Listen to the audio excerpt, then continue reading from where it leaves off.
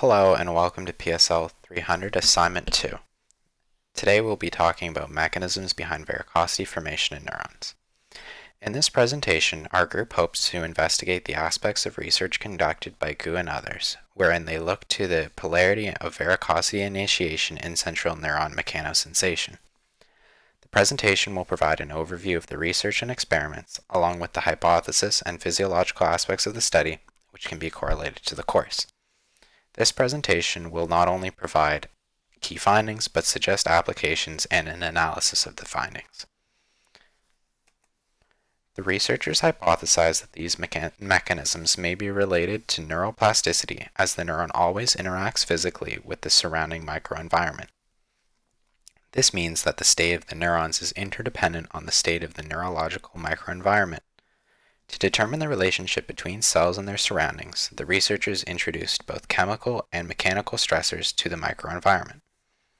The reason they conducted their research was to see if they could develop a cure for many neurological diseases, both traumatic and otherwise. They hoped that by understanding what causes damage to neurons, they would be able to work backwards to discover a cure. Little is known about mechanical regulation of morphological and functional polarity of central neurons. For example, possible regulation may represent a novel form of neuronal plasticity. In this study, the researchers want to understand the process behind rapid communication between axons and the soma under physical and chemical stresses. They demonstrated that mechanical stress induces varicosities in the axons by activating TRPV4, and axonal varicosities are induced by the persistent increase of calcium ions. They then showed that axonal varicosity initiation can trigger the action potentials in retrograde signaling. The experiments conducted aimed to demonstrate the importance of varying stresses and their impact on different parts of the neuron. Two experiments performed in the article greatly contributed to the findings of the author. The first experiment is called the siRNA knockdown approach. This experiment further investigates the importance of the role of a major mechanosensitive ion channel, which was shown to mediate the effect of puffing-induced axonal varicosity.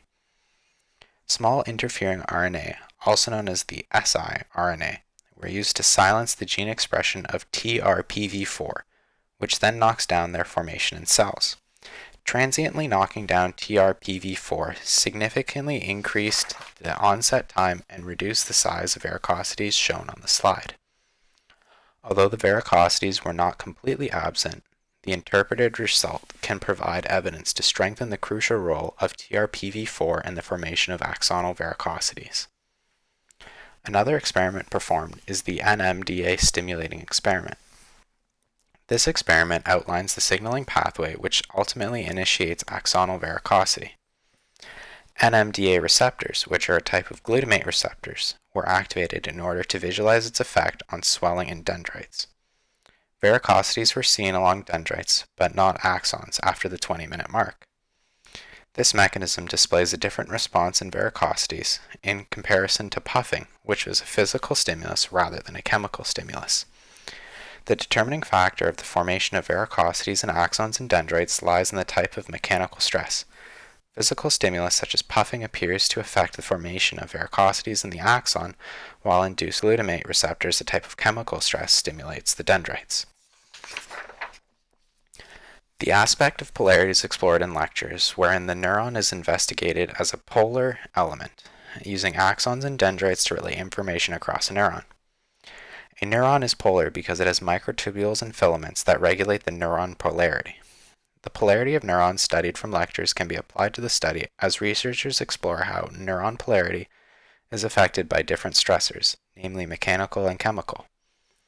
Mechanical and chemical aspects were taught in lecture by also looking at permeability and different channels such as the calcium and sodium ion channels.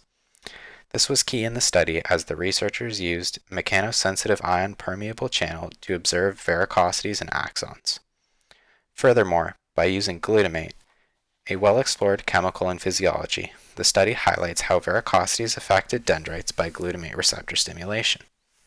Chemicals with their respective receptors are taught to have a cascade of reactions that follow, which may be the cause in neurons and the nervous system as well as in systems such as the endocrine system.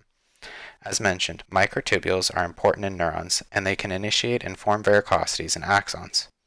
Axonal varicosities can also relate to a very important concept studied, action potentials, wherein axonal varicosities trigger action potentials.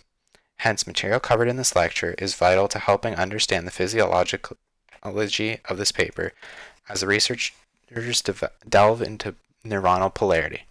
The axons and dendrites can respond to physical and chemical stresses via channels and chemicals, while also linking in reversibility through microtubules and antidromic action potentials.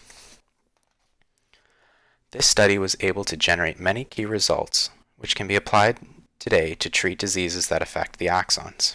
This study gained knowledge of channel proteins, which can be applied to varicosity formation.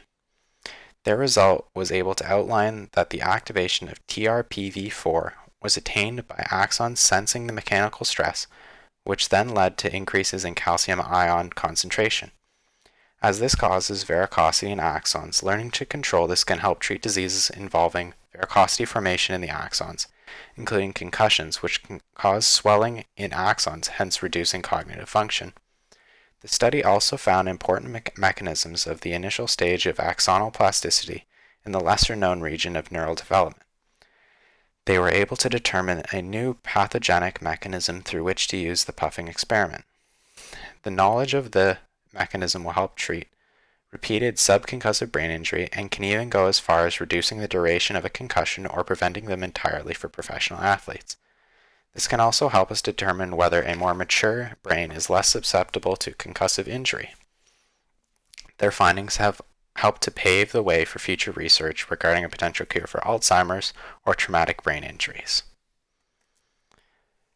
The research conducted by Gu and others proposed that the mechanism axonal varicosity formation in the initial stage, yet we notice that some details and reasonings are missing that could result in difficulty for readers to follow.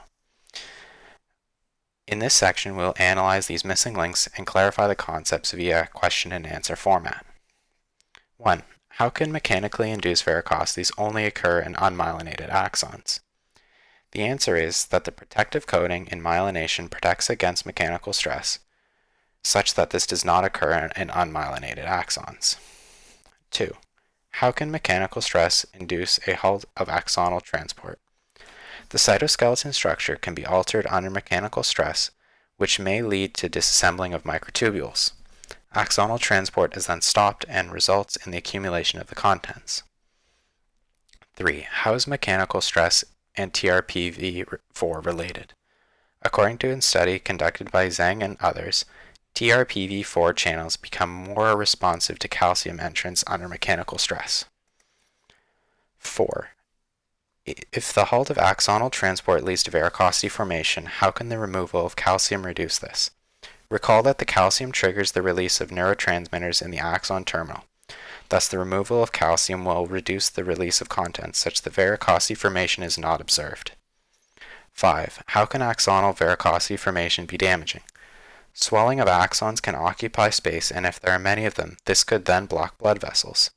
And in terms of the halt of axonal transport, signals and downstream regulation can be disrupted when transports are halted. Thank you very much for your time today.